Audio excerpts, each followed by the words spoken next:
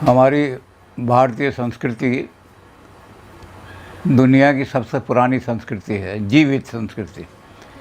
कई संस्कृतियों के नाम लिए जाते हैं।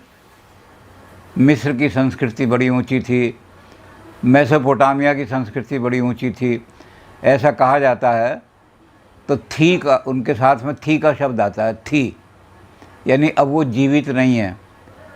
एक ऐसी संस्कृति जो आज तक जीवित है और लग रहा है कि उसके अंदर जीवन की शक्ति बहुत ज़्यादा है, वो भारतीय संस्कृति है।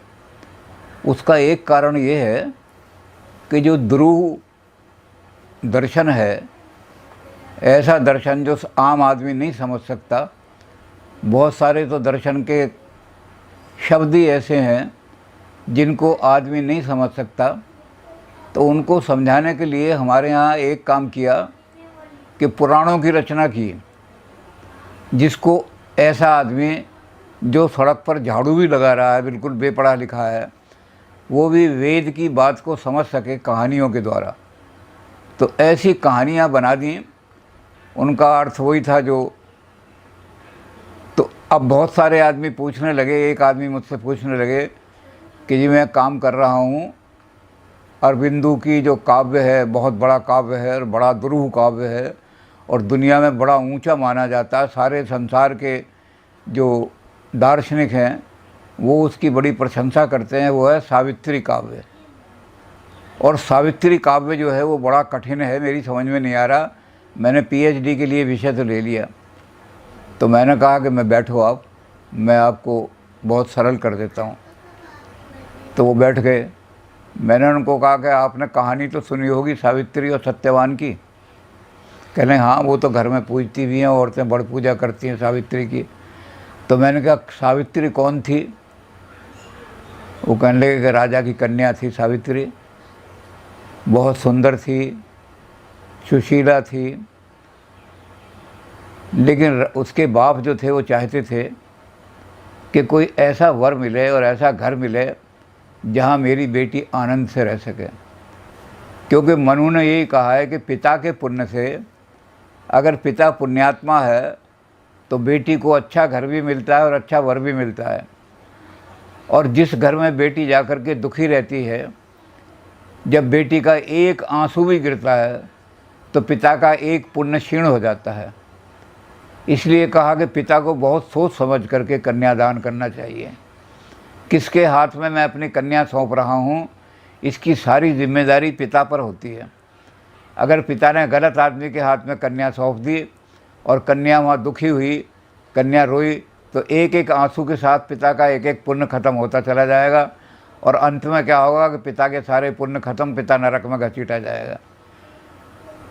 तो सावित्री के पिता जो थे अश्वपति, वो भी बहुत सारे लोगों को उन्होंने देखा अपने, मेरी पुत्री का विवाह हो जाए, लेकिन उन्हें कुछ तसल्ली नहीं होती थी। तो उन्होंने फिर सावित्री पर ही छोड़ दिया। उन्होंने कहा सावित्री तुम अपने अनुकूल, जहाँ तुम सुख से रह सको और वो आपको ऐसा लगे कि वो अच्छा घर है, तुम जा कर के खुद ही अपना वर खोजो। इसके से स्वयंवर की प्रथा ही हमारे यहाँ रही है। हमारे यहाँ कन्याओं को और स्त्रियों को पूरी फ्रीडम रही है अपना वर चुनने की।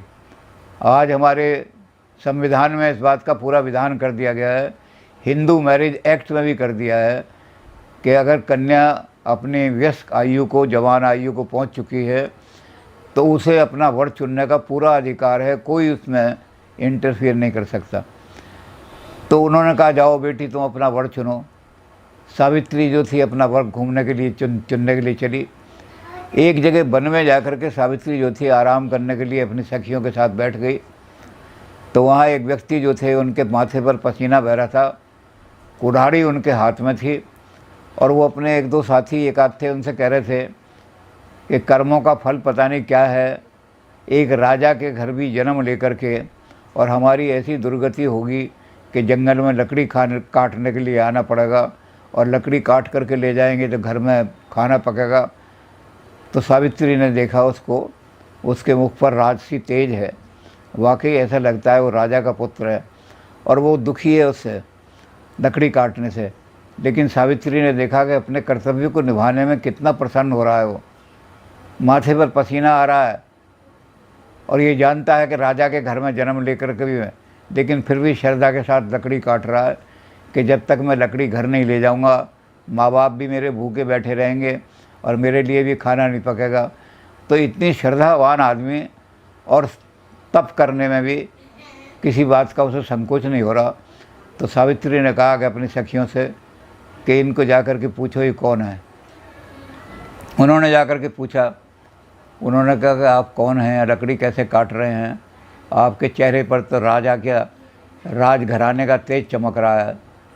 तो उसने अपने पिता का नाम बताया कि मेरे पिता का ये नाम है, मैं उनका पुत्र हूँ, हमारा राज दुश्मनों ने छीन लिया है, पिता की आंखें जो हैं वो भी फोड़ दी हैं, अंधे हो गए हैं वो, हम लड़ाई भी नहीं कर सकते उनसे, कोई हमारी सहायता भी नहीं कर रहा, लेकिन फिर भी मैं माँ बाप की सेवा कर रहा हूँ, माँ बाप को ये नहीं महसूस होने दूंगा कि वो दुखी हैं किसी तरह से। तो सारा हाल पूछ करके आई तो सावित्री ने कहा कि ये वर जो है सबसे अच्छा है, जो राजघराने का होते हुए भी और इतनी मेहनत से काम कर रहा है, इसके घर में मुझे बहुत सुख मिलेगा। तो सावित्री ने क्या काम किया कि आकर के उसके गले में, उन्होंने कहा कि इसका नाम सत्यवान है, उसके गले में माला डाल दी और माला डाल करके लौट करके आई तो अपने पिता से कहा कि मैंने अपना वर खोज लिया है, राजघराने का पुत्र है, लेकिन राजघराने का पुत्र होते हुए इतना परिश्रम कर रहा है अपने माँ बाप की सेवा के लिए कि मेरे माँ बाप भूखे ना रहें, इसलिए लकड़ी जल्दी काट के ले जानी है और मुझे लगता है कि वो घर गृहस्थी को संभालने वाला बहुत अच्छा युवक सिद्ध होगा, तो इसलिए मैंने उसके गले में माला डाल दिया। तो उसी समय नारद जी आ गए वहाँ। नारद जी ने उसके पिता को कहा कि सावित्री से कहो कि अपना निर्णय बदल दे। वो कहने लगी सावित्री कि मैं तो निर्णय नहीं बदलती, क्या कारण है। उन्होंने कहा कि मैंने जन्मपत्री देखी है उसकी, और उसकी जन्मपत्री के हिसाब से उसकी मृत्यु में केवल 1 साल रह गया है, उसका जीवन 1 साल का है, 1 साल बाद विधवा पूरा हो जाओगी तुम, तो इसलिए अब निर्णय बदल के वो माला वहाँ से उतार लो उसके गले से और किसी और के गले में डाल दो। सावित्री कहने लगी नारद जी मैं आर्य कन्या हूँ, मैं आर्यों में जन्म लिया हूँ, आर्य कन्याएं अपने पति रोज़ रोज़ नहीं बदलती हैं, जिसको एक बार पति कह दिया सारे जीवन वही पति रहेगा। और उसके लिए बड़ा अच्छा शब्द सावित्री ने प्रयोग किया, उसने कहा कि आर्य कन्या एक पति को ही पति मानती है और एक शैया वासनी होती है, एक ही व्यक्ति की शैया पर वो शयन करती है, रोज़ाना पति बदल के नई नई शैयाओं पर शयन नहीं करती। इसलिए मैंने जिसको एक बार पति मान लिया उसको आजीवन के लिए पति मान लिया, चाहे कुछ भी हो जाए। नारद जी ने बहुत समझाया, उसने कहा कि मैं आर्य करना हूँ, मैं पति नहीं बदलती हूँ, रोज़ पति बदलना मेरा काम नहीं है। आज उल्टा काम हो रहा है, आज पाश्चात्य संस्कृति में तो रसल लिख रहे हैं कि अमेरिका की संस्कृति में ये हो रहा है कि दे change their wife with every dinner suit and they bring they purchase a new husband when ever they purchase a wrist watch. वहाँ आज बिल्कुल संस्कृति उल्टी हो गई है। आज ये हो गया कि जब डिनर सूट लेने के लिए जाएंगे तो डिनर के सूट के साथ एक पत्नी भी खरीद लाएंगे नहीं, और वो जिस दिन रिस्ट वॉच बदलेगी उस दिन एक पति भी ले आएगी। ये हमारी आर्य कन्याओं के बिल्कुल विरोध है। सावित्री ने कहा कि आर्य कन्या जिसको एक बार पति कह देती है अपने मुख से, उसको बदलती नहीं, क्योंकि बार बार पति बदलना हमारी आर्य कन्याओं में नहीं है। बहुत समझाया नारद जी ने, नहीं मानी वो। तो खैर वो शादी हो गई। जंगल में लकड़ी काटने दोनों जाते थे, वो लकड़ी काटता था, ये लकड़ी को गट्ठे उट्ठे बांधती थी। तो 1 साल का टाइम हो गया। सत्यवान ने कहा सावित्री आज मेरे सर में बड़ा दर्द हो रहा है, पीड़ा बहुत हो रही है और मुझे ऐसा लग रहा है कि मेरा जीवन आज अंत होने वाला है। वो 1 साल जो बताया था नारद जी ने, आज 1 साल पूरा हो गया है। अब सावित्री को बड़ा दुख हुआ। सावित्री ने कहा कि देखो तुम्हारी जो पीड़ा है इसका हरण करूँगी, तुम मेरे जंघा पर सिर रख कर के लेट जाओ, मैं तुम्हारा सर दबाऊँगी। और वो उसका सर दबाने लगी। जब 1 साल पूरा हो गया तो फ़ौरन यमराज आ गए वहाँ पर कि सावित्री इसको छोड़ दो, अब ये हमारे पास में आ गया है, क्योंकि ये 1 साल पूरा हो गया इसके जीवन का। सावित्री ने कहा कि तुम्हारी शक्ति है तो तुम खींच लो इसको, मेरी शक्ति है तो मैं नहीं खींचने दूंगी। यमराज कहने लगे कि सती स्त्री के शरीर को हाथ लगाने से यमराज भी भस्म हो जाएगा, इसलिए हम किसी पवित्र स्त्री के को हाथ नहीं लगा सकते। तुम ये करो कि इसको अपने शरीर से अलग कर दो। तो सावित्री ने नहीं छोड़ा, यमराज खड़े रहे, क्योंकि ये भी हमारी संस्कृति की एक चीज़ है कि जो पवित्र स्त्री है, दुर्गा माता जो हैं, उनको पकड़ने के लिए जब शुंभ और निशुंभ आए और उन्होंने उसको भेजा धूम्रलोचन को कि इतनी सुंदर स्त्री को कहो कि इस पहाड़ पर तपस्या ना करे, हमारी रानी बन जाए। तो जिस वक्त धूम्रलोचन गया उसको पकड़ने के लिए, तो उसने कहा यहाँ बैठी हुई तुम क्या कर रही हो, तुम रानी बन जाओ, महारानी बना देंगे तुम्हें। वो कहने लगी बस मैं ये तपस्या करके आई हूँ कि जो शक्ति में मुझसे ज़्यादा होगा उसी से विवाह करूँगी। तो अगर तुमने विवाह करना है तो उनसे कहो अपने राजा से कि मुझसे आके संघर्ष करें। तो वो कहने लगा फिर मैं तो तुझे पकड़ के उठा के ले जाऊँगा। उसने कहा मैं शुचिव्रता हूँ, यानी पवित्र नारी हूँ, मेरे शरीर को हाथ लगाया तो तू भस्म हो जाएगा। वो माना नहीं धूम्रलोचन। उसने जाकर के जैसे उसके बाल पकड़ने की कोशिश की, उसने एकदम हुंकार भरी और वो भस्म हो गया। तो हमारे यहाँ एक पवित्र नारी का हाथ लगाने वाला आदमी पतित हो जाता है, नरकगामी हो जाता है, नीचे गिर जाता है। तो वो खड़े रहे। फिर उन्होंने एक तरकीब सोची, उन्होंने सत्यवान को ऐसा कर दिया कि बहुत दर्द हो रहा है, पीड़ा हो रही है, मुझे जल ला करके पिलाओ नहीं तो मेरे प्राण। तो सत्यवान तड़पने लगा, सावित्री कहीं से एक थोड़ा सा जल लाओ। और सावित्री जैसी जल लेने के लिए गई, यमराज ने फट से उसके प्राण हरण कर लिए। अब सावित्री जो आई तो जल ले करके, तो वो तो मरा हुआ था। उसने यमराज को घेर लिया। उसने कहा कि आप इस तरह से मुझे धोखा दे करके कि जल लेने के लिए भेज दिया, इसके प्राण लेकर के नहीं जा सकते, मैं आपका रास्ता रोक लूँगी। अगर आपके अंदर शक्ति है तो मुझे धक्का देकर, उन्होंने कहा तेरे शरीर को तो छू ही नहीं सकता मैं, तेरे शरीर को छूँगा तो भस्म हो जाऊँगा। तू पतिव्रता सती नारी है, तू पवित्र नारी है, लेकिन मेरा रास्ता छोड़ दे। उसने कहा नहीं, कहने लगे एक वरदान मांग ले। उसने कहा पहला वरदान ये है, अगर देना चाहते हो, कि मेरे जो सास और ससुर हैं जिनको शत्रुओं ने अंधा कर दिया, उनकी आँखें फोड़ दिए हैं, उनकी आँखें ठीक कर दो। उसने कहा तथास्तु, जा तू घर जाएगी तो उनकी आँखों में ज्योति मिलेगी तुझे। फिर वो चल दी उसके साथ। उसने कहा अब तो तू मान गई, अब तो तू छोड़ दे मेरा पीछा।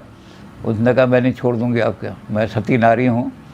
उसने कहा चले एक वरदान और देता हूँ तुझे, एक वरदान और मांग ले इसके बदले में, सत्यवान के बदले में, और मेरा पीछा छोड़ दे। उसने कहा दूसरा वरदान ये है कि मेरे ससुर का जो खोया हुआ राज है वो मेरे ससुर को प्राप्त हो जाए। वो कहने लगे अब तेरे ससुर की आंखें आ गई हैं, और जितने अपने सहायक राजा हैं उनको इकट्ठा करके और अपने शत्रुओं पर आक्रमण करेगा, विजय प्राप्त होगी, या राज भी मिल गया।